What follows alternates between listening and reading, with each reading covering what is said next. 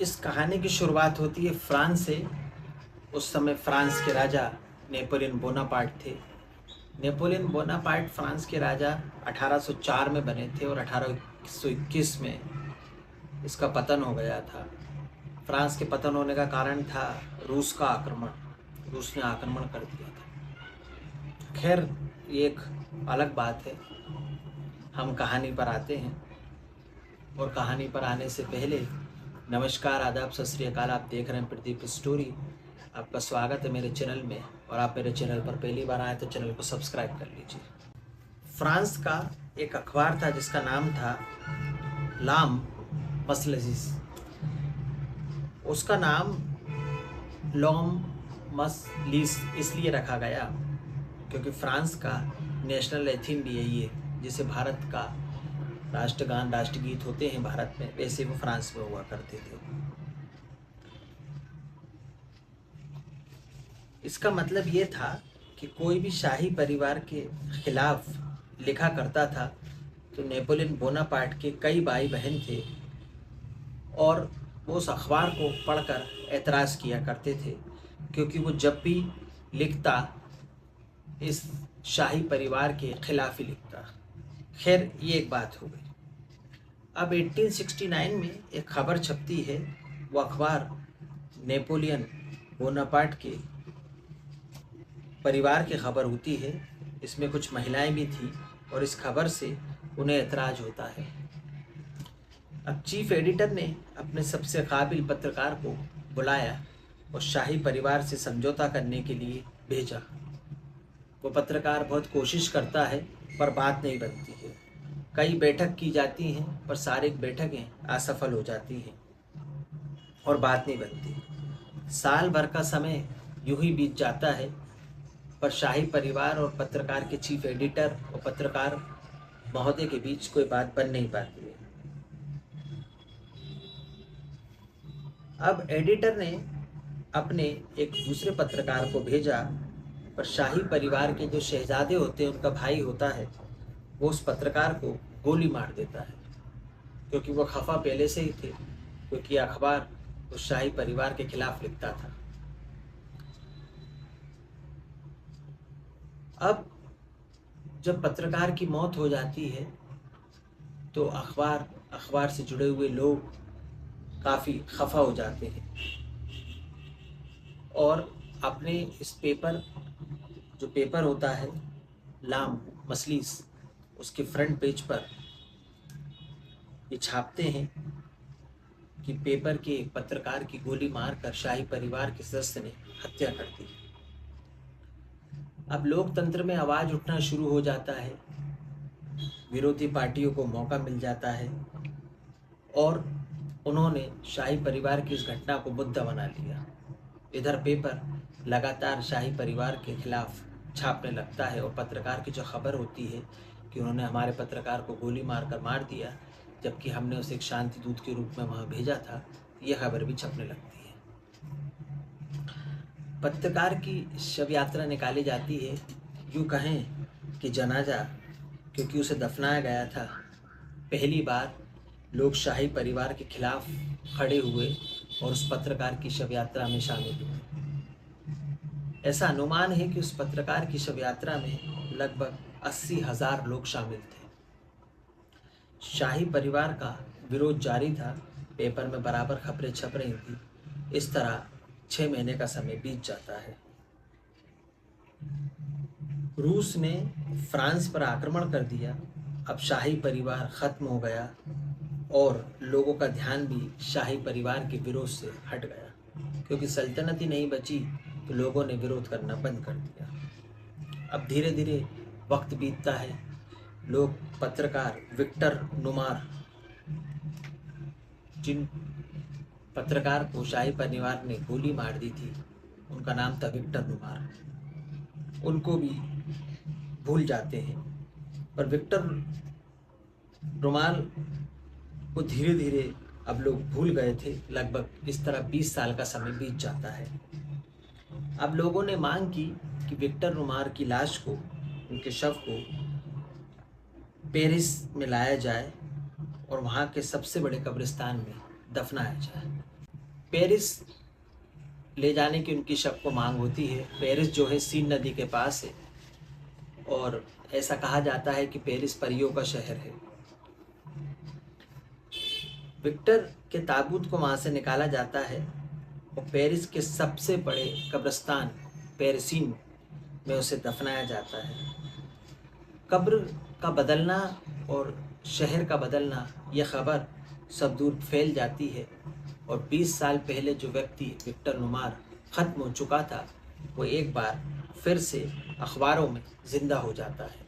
ये खबर छपने लगती है कि विक्टर नुमार की कब्र को पेरिस में शिफ्ट किया जा रहा है। विक्टर के चाहने वाले वहाँ उन्हें यादगार बनाना चाहते थे, तो एक विक्टर की मूर्ति बनाई जाती है और मूर्ति बनवाने के लिए एक वास्तुकार को लाया जाता है, उसे सब बताया जाता है, तो वो मूर्ति बनाना तैयार करते हैं। और मूर्तिकार मूर्ति बनाने से पहले विक्टर की मौत का पूरा वाक्य जानते हैं और आखिरी समय के बारे में पूछते हैं और फिर विक्टर नुमार की मूर्ति बनकर तैयार हो जाती है। उस समय में मूर्ति ब्रॉन्ज की बनाई गई थी, ब्रॉन्ज धातु की। अब मूर्ति बनाई गई, कद काठी होठ, उनके बाल, उनकी बनावट हूबहू बनाई गई, क्योंकि मूर्तिकार ने मूर्ति बनाने से पहले उनके बारे में पूरी जानकारी इकट्ठा कर ली थी। अब सवाल ये उठता है कि इस मूर्ति को लगाएं तो लगाएं कहाँ, क्योंकि मूर्ति तो बनकर तैयार हो गई और कब्र पर मूर्ति कैसे लगेगी या मूर्ति को कहाँ लगाया जाए, इस पर विचार विमर्श चलता रहता है। बहुत सोच विचार कर सब मिलकर ये फैसला लेते हैं कि इस मूर्ति को इस कब्रिस्तान में विक्टर नुमार की कब्र के ऊपर रखा जाए, या यूँ कहें कि लिटाकर उस कब्र के ऊपर रखा जाए। ये विचार सबको पसंद आता है। फिर लोगों को लगा कि विक्टर नुमार की कहानी ख़त्म हो गई है, अब कुछ करने को कुछ बचा ही नहीं है और मूर्ति कब्र के ऊपर लगा दी जाती है। लेकिन ये जो पेरिस का सबसे बड़ा कब्रिस्तान था, पेरिसीस, रोज़ वहाँ कई लाशें आती थी, सैकड़ों लोगों को वहाँ दफनाया जाता था और लोग इस कब्र को भी देखते थे और उसके ऊपर लेटी हुई मूर्ति को भी देखते थे। सबको इस मूर्ति की कहानी, इसका किस्सा पता था, कोई नई बात नहीं थी। जब भी व्यक्ति कब्र के ऊपर लेटी हुई मूर्ति को देखता तो उसे कोई नई बात नहीं लगती, क्योंकि ये किस्सा, ये कहानी सब लोगों को पता थी कि इसके पीछे का कारण क्या है। उनको पता था कि ये पत्रकार विक्टर नुमार की कब्र है और नेपोलियन बोनापार्ट के भाई ने इनको गोली मार दी थी। फिर 20 साल बाद इनको पेरिस में शिफ्ट किया गया और एक मूर्ति बनाकर इनकी कब्र के ऊपर अब लिटा दी गई है, इन्हीं की मूर्ति है। ये पूरा वाक्य पेपर में भी छपा था, विरोध का, उनकी मृत्यु का, लाश शिफ्ट करने का, मूर्ति लगाने का, तो ये सबको पता था। मूर्ति देखने में बहुत खूबसूरत थी। लड़की या महिलाएं जो भी मूर्ति को देखती रह जाती। किसी को उनके होठ पसंद आते थे, किसी को उनके पैर पसंद आते थे, किसी को उनकी पेशानी पसंद आती थी और सब लोग मूर्ति को अलग अलग नज़रिए से देखते और अलग अलग नज़रिए से पसंद करते। अब ये सिलसिला चल रहा था, कोई महिलाएं, लड़कियां, कोई होठों पर किस करता, कोई पैर पर किस करता, कोई पेशानी पर किस करता, ये सिलसिला चल रहा था। अब यहाँ से कहानी एक अलग ही मोड़ लेती है, एक अलग रुख की तरफ निकल जाती है। अब वह उड़ती है कि कब्रिस्तान में एक कब्र है और उसके ऊपर एक मूर्ति लेटी हुई है और यदि किसी महिला को बच्चा नहीं हो रहा है और वो उस मूर्ति की पेशानी को टच कर ले या किस कर ले तो वो 1 साल में गर्भवती हो जाएगी। अब जिसको बच्चा नहीं है वो महिला कहाँ जाती? मज़ार जाती है, दरगाह जाती है, मंदिर जाती है, मन्नतें मांगती है, दान पुण्य करती है। अब ये बात सभी महिलाओं में फैल गई। महिलाएं कब्रिस्तान में जाती और विक्टर नुमान की मूर्ति के पास जाकर पेशानी को किस करती, उनके होठों पर किस करती और उनको उम्मीद जाग गई थी कि अब वो माँ बन जाएंगी। लोगों की भीड़ लगने लगी और अब जब भी भीड़ लगती नई नई बातें निकल कर सामने आती, और ऐसा सच भी होने लगा था। यदि आपको माँ बनना है तो आप मूर्ति को किस करें, प्रेमी ना मिल रहा हो तो मूर्ति को किस करें। कोई सीधे पैर पर किस करता, कोई उल्टे पैर पर किस करता, कोई होठों पर किस करता।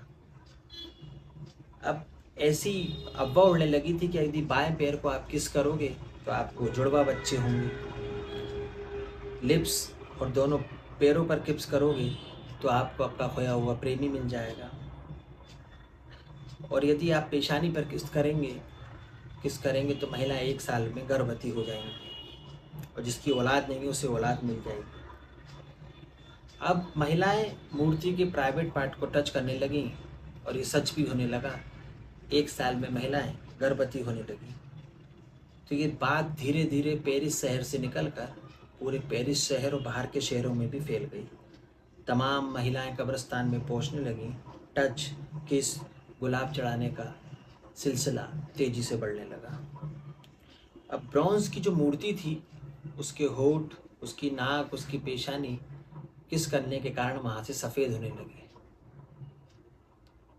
अब 2004 में जिस मूर्तिकार ने ये मूर्ति बनाई थी, उससे पूछा गया कि मूर्ति को बचाने का उपाय बताइए, तो उसने कहा कि मूर्ति के चारों तरफ एक दीवार खड़ी कर देते हैं जिससे कोई मूर्ति को टच ना कर सके। अब काफ़ी तादाद में महिलाएं वहाँ पहुँच रही थी अपनी उम्मीदें लेकर, तो वो दीवार नहीं थी, वो महिलाओं की उम्मीद के सामने एक दीवार खड़ी हो गई थी। महिलाओं ने इसका विरोध किया और मैनेजमेंट को महिलाओं के सामने झुकना पड़ा, और उन्होंने उस दीवार को वहाँ से हटवा दिया और कहा कि जिसको जो बनना है करो, अपनी मन्नतों के अनुसार आप मूर्ति को छुओ, इस पर कोई बंदिश नहीं है, क्योंकि महिलाओं की तादाद वहाँ बहुत ज़्यादा थी। अब इस कहानी का दूसरा पहलू भी है। इस कहानी का दूसरा पहलू ये है कि जानकारों ने इसे अफवाह बताया क्योंकि साइंटिफिक तौर पर, वैज्ञानिक तौर पर इसका कोई प्रमाण नहीं था, और दूसरी ओर महिलाओं की एक लंबी कतार थी जिनको पूरा विश्वास था, और मनी मन वो खुश होती थी क्योंकि किसी ने औलाद पाई, किसी ने अपना साथी पाया, किसी ने अपना प्रेमी पाया। अब 2 पार्ट एक साथ चल रहे थे। जिसको बच्चा हुआ वो अपने बच्चों को लेकर वहाँ पर आती, जिसको जीवन साथी मिला वो अपने जीवन साथी को लेकर वहाँ पर आती, जिसकी शादी हुई वो वहाँ पर अपने मंगेतर को, अपने पति को लेकर आती और थैंक्स के रूप में वहाँ पर गुलाब चढ़ाती। ये सब चल रहा था कि विक्टर नुमार की कब्र पर हज़ारों लोगों को विश्वास था, और हज़ारों लोग उस पर अंधविश्वास करते थे कि ये बात सच है, मूर्ति को टच करने से ऐसा होता है, पर इसका कोई वैज्ञानिक प्रमाण नहीं था। ये कहानी 1891 से चालू हुई और 2004 तक ये सिलसिला चला। आज हम 2024 में हैं। ना तो विज्ञान के पास कोई इसका प्रमाण है कि ये घटना सच्ची नहीं थी, और लोगों के पास उनकी आस्था का प्रमाण है कि ये घटना सच्ची थी। जिसने भी उस मूर्ति को जिस तरह से छुआ, जो उसकी मंशा थी वो मंशा उसकी पूरी हुई।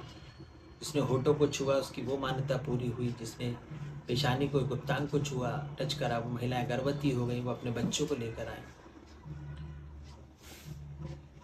ये पेरिस के सबसे बड़े कब्रिस्तान पेरिसिल कब्रिस्तान की कहानी मैंने आपको सुनाई, और ये कहानी पत्रकार विक्टर नुमार की थी। इस कहानी को सुनाने का उद्देश्य किसी के अंतरात्मा, मान सम्मान या उसके विश्वास को ठेस पहुंचाना नहीं है, बल्कि आपको एक किस्सा जागरूक करना था, आपको बताना था। आपके इस कहानी के बारे में क्या विचार है मुझे कमेंट से बताइएगा। कहानी अच्छी लगी तो लाइक करें, चैनल को सब्सक्राइब करो, अन्य लोगों तक भेजें ताकि कहानी उनको मिल सके। और विक्टर नुमार की ये कहानी वास्तविक और ओरिजिनल कहानी है। अगर आप गूगल पर देखेंगे तो ये मूर्ति और इस कहानी का किस्सा आपको गूगल पर सुनने को मिलेगा। नमस्कार, जय हिंद, जय भारत।